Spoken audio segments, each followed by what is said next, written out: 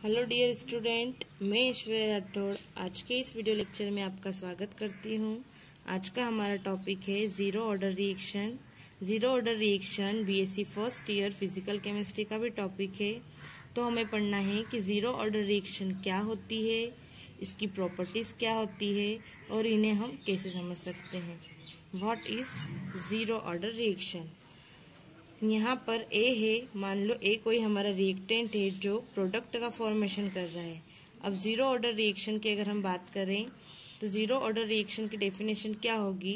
जो रिएक्टेंट का कंसंट्रेशन होता है वो जो पावर जीरो होती है उसके क्या होगा, डायरेक्टली प्रोपोर्शनल होगा। पावर जीरो के डायरेक्टली प्रोपोर्शनल होगी। It means zero order reaction क्या होगी, मतलब वे रिएक्शन जिनकी वेलोसिटी होगी जो वो रिएक्टेंट के कंसंट्रेशन पर डिपेंड नहीं करेगी। जो रिएक्टेंट होंगे उनके जो इनिशियल कंसंट्रेशन में पावर जीरो होगी उसके डायरेक्टली प्रोपोर्शनल होंगे। उन्हीं रिएक्शंस को हम क्या कहेंगे, जीरो ऑर्डर रिएक्शन। सिर्फ क्या देखना है हमको कि जिनकी वेलोसिटी क्या होगी, रिएक्टेंट के कंसंट्रेशन पर डिपेंड नहीं करेगी। अब हमने यहाँ ले लिया है रिएक्टेंट ए जो प्रोडक्ट बी का फॉर्मेशन कर रहा है। अब इसे हम सॉल्व करते हैं तो क्या हो जाएगा, d A upon d T. Rate of reaction के लिए डायरेक्टली प्रोपोर्शनल। हमने कहा था कि जो रिएक्टेंट होगा उसकी पावर की जो पावर होगी जीरो उसके डायरेक्टली प्रोपोर्शनल होगा। तो हमारी इक्वेशन बन जाएगी D A upon d T directly proportional ए की पावर जीरो। अब हमें पता है कि ए की पावर अगर जीरो होगी तो उसकी वैल्यू 1 होगी। अब यहाँ पर हम डायरेक्टली प्रोपोर्शनल का साइन हटाते हैं तो हो जाएगा d A upon d t, यहाँ हो जाएगा is equal to, directly proportional का साइन हटाएंगे, एक कांस्टेंट आएगा हमारे पास के जीरो और ए की पावर जीरो। अब हमें पता है कि ए की पावर जीरो होगी तो वैल्यू 1 हो जाएगी। इसकी प्लेस पे अगर हम 1 करेंगे तो अगली नेक्स्ट स्टेप हो जाएगी हमारी d A upon d t equals to k zero. 1 multiply करेंगे तो के जीरो। अब क्या हो गई हमारी equation, k zero equals to d A upon d t. अब हमें पता है कि जब भी बराबर के इधर डिवाइड में रहेगा तो वो बराबर के इधर ले जाने पर मल्टीप्लाई में हो जाएगा। हम dt को इधर ले जाएंगे तो ये डिवाइड में इधर आकर मल्टीप्लाई में हो जाएगा। यहाँ हो जाएगा minus d A equals to k zero d t. अब यहाँ पर क्या होगा, जो डी ए है हमारा, ए क्या है यहाँ पर, रिएक्टेंट है। अब हमने जब इनिशियल कंसंट्रेशन का जो रिएक्टेंट का कंसंट्रेशन था इनिशियल, जब क्या होगा वो x हो जाएगा तो हम यहाँ पर क्या लिख सकते हैं, d x equals to k zero d T. या इस इक्वेशन को भी हम ऐसे लिख सकते हैं, d x upon d t equals to k zero. और नेक्स्ट इक्वेशन में कर देंगे d x equals to k zero d t. अब क्या हो जाएगा हमारे पास, d x equals to k zero d t. अब क्या करना है, मान लिया हमने इसको इक्वेशन फर्स्ट। अब इक्वेशन फर्स्ट का हमें क्या करना है, इंटीग्रेशन। इंटीग्रेशन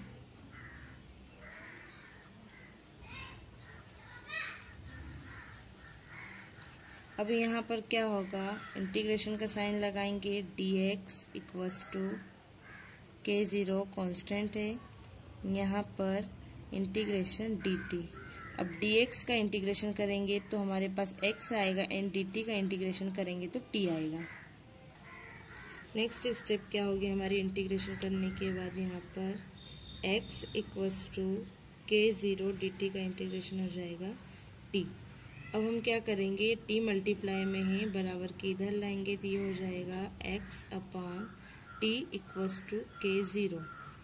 या हम इसे ऐसे भी लिख सकते हैं, k zero equals to x upon t. ये हमारा जीरो ऑर्डर रिएक्शन के लिए वैल्यू आ गई है। हमने कहा था कि कोई भी ऐसी रिएक्शन जो पावर जीरो या रिएक्टेंट की पावर जीरो के डायरेक्टली प्रोपोर्शनल होगा उसे हम जीरो ऑर्डर रिएक्शन कहेंगे। यही हमारी जीरो ऑर्डर रिएक्शन के लिए इक्वेशन है। Thank you.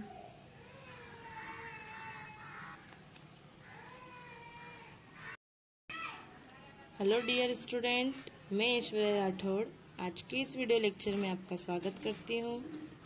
आज का हमारा टॉपिक है half life period for zero order reaction. हमने जीरो ऑर्डर रिएक्शन पढ़ लिया है, अब हमें जीरो ऑर्डर रिएक्शन का हाफ लाइफ पीरियड पढ़ना है। हाफ लाइफ पीरियड क्या होता है? हाफ लाइफ पीरियड की डेफिनेशन होती है the time needed for the reactant concentration to fall to 1/2 और it's initial concentration. Half life period क्या होगा? किसी भी रिएक्शन में जो रिएक्टेंट होते हैं उनका जो इनिशियल कंसंट्रेशन होगा उसका हाफ या फिर इनिशियल कंसंट्रेशन के हाफ होने में जितना टाइम लगता है उसे हम क्या कहेंगे? Half life period. अब हाफ लाइफ पीरियड किसके लिए पढ़ रहे हैं? जीरो ऑर्डर रिएक्शन के लिए। अब हाफ लाइफ जैसे मान लिया हमने ए हमारे पास क्या है? एक रिएक्टेंट है जो प्रोडक्ट का फॉर्मेशन कर रहा है।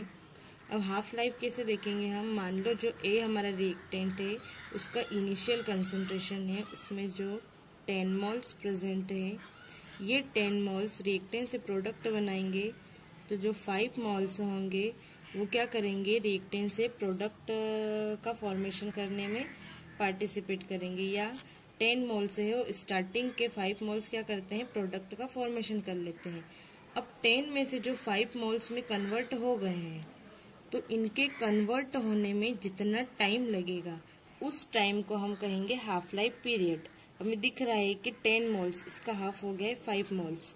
आधे क्या हो गए हैं? प्रोडक्ट में फॉर्मेशन में चेंज हो गए हैं। प्रोडक्ट को फॉर्म करने में इनको क्या करा? हमने कन्वर्ट कर लिया 5 मोल्स को, इसीलिए इसे क्या कहेंगे इस टाइम?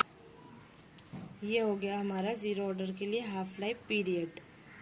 अब हम पढ़ेंगे कि जो रिएक्टेंट ए है और प्रोडक्ट में चेंज होता है। अब जीरो ऑर्डर रिएक्शन के लिए हाफ लाइफ पीरियड क्या होगा? यहाँ पर हमने मान लिया।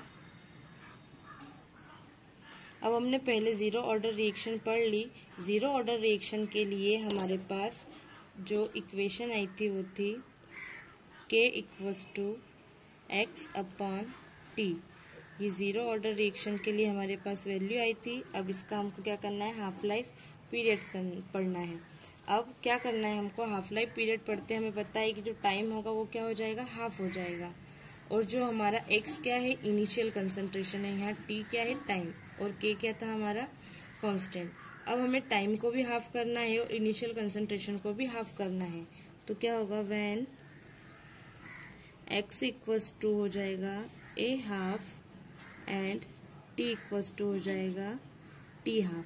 अब x की वैल्यू और t की वैल्यू हमें इस इक्वेशन में पुट करना है। तो क्या हो जाएगा यहाँ पर? K = x की वैल्यू क्या है? a/, एंड t क्या है हमारा? t half. तो यहाँ क्या हो जाएगा? अब इसकी प्लेस पे हम रख देंगे t हाफ। हमारी इक्वेशन हो जाएगी K = a/2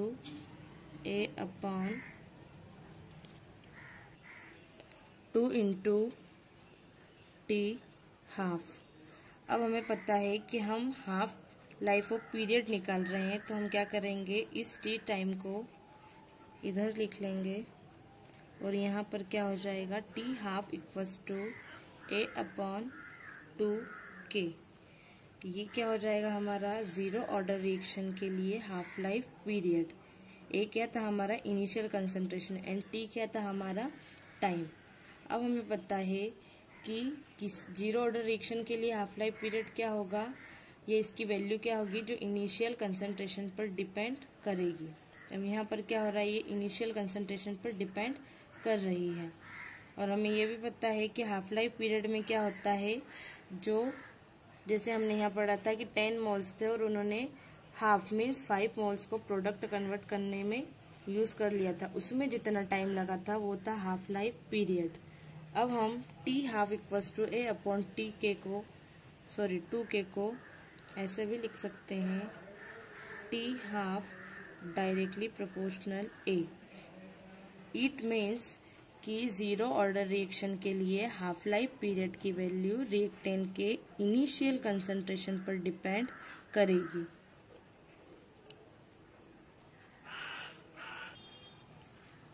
एक बार फिर से हम देख लेते हैं जीरो ऑर्डर रिएक्शन के लिए हाफ लाइफ पीरियड क्या है। जो हमारे पास जीरो ऑर्डर रिएक्शन के लिए जो इक्वेशन आई थी वो थी K=X/T। यहाँ पर हमें हाफ लाइफ पीरियड निकालना है, तो इनिशियल कंसंट्रेशन हमारा X था, तो वो हो गया A हाफ एंड T हो गया हमारा टाइम T हाफ। इन दोनों की वैल्यू को हमको इस इक्वेशन में पुट करना है, तो हो जाएगा K=A/2 इंटू T हाफ। अब क्या हो जाएगा, जो टाइम T है, जो हाफ लाइफ पीरियड है, उसे हमने इधर लिख लिया और कांस्टेंट को इधर लिख लिए। मल्टीप्लाई में था इसलिए इधर आ जाएगा, तो क्या हो जाएगा T12=A/T के, और ये हो जाएगा T half directly proportional A। ये A जो है वो T हाफ की डायरेक्टली प्रोपोर्शनल है, तो हम इसे इस प्रकार भी लिख सकते हैं। और इसका मतलब यही होता है कि जीरो ऑर्डर रिएक्शन के लिए हाफ लाइफ पीरियड की वैल्यू क्या होगी, जो रिएक्टेंट होगा उसके इनिशियल कंसंट्रेशन पर डिपेंड करेगी। यही हमारा जीरो ऑर्डर रिएक्शन के लिए हाफ लाइफ पीरियड है। Thank you.